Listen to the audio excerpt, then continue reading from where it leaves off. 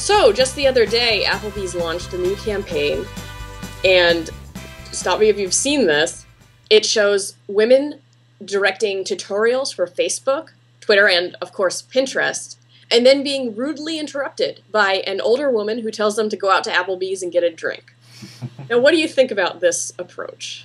Well, I read your article and I watched the videos, and I was confused because the videos, and we'll link to them, start out with kind of talking about different ways to do things on social networks and providing examples. And it was a little scary because I do a lot of that, and we do that kind of on this show. And then, like you're saying, this older woman suddenly comes in and says, get off of social networks, go have a drink with your friends. I don't know if this is a popular thing. I don't know if it got much traction, but I do think it's interesting that Pinterest is enough part of our popular culture that a brand like Applebee's is at least kind of including it among Facebook and Twitter. I have to admit, though, the show they used, Pintastic, hit a little too close to home here in the news.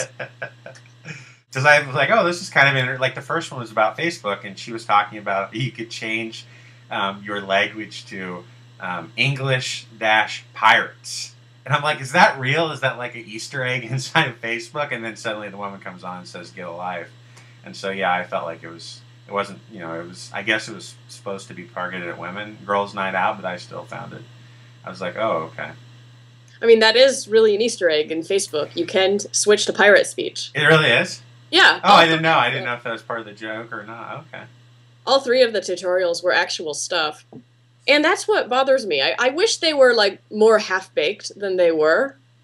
Because I found the campaign to be a little bit offensive.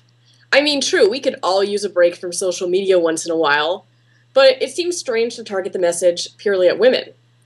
It sounds like, well, doing Pin the News with you every week, I consider to be a very mentally stimulating task. Thank you. It seems to be rewarding to watch and teach tech tutorials.